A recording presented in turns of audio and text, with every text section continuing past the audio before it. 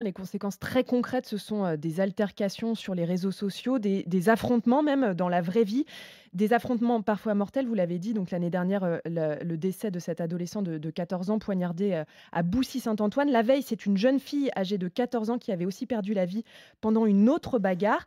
C'est ce qui vous a poussé à agir? Alors la volonté de travailler ensemble avec les autres maires, elle existe, et elle existait déjà.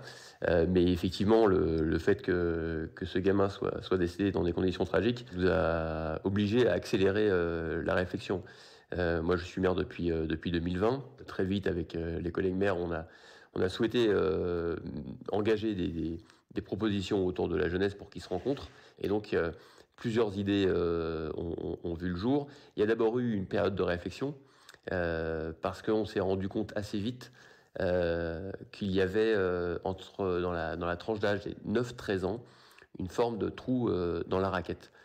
On a observé, qu'on perdait des gamins, qui sortaient, du périscolaire, qu'on ne retrouvait pas forcément dans les services jeunesse, et ils ont on va dire entre 9 et 13 ans. Et donc on s'est dit qu'on allait construire tout un programme, autour de ces 9-13 ans, et lorsqu'ils auraient 14 ans, 15 ans, 16 ans, eh bien, ils auraient pris l'habitude de passer du temps avec les jeunes des autres villes, des autres quartiers, pour se construire des souvenirs ensemble.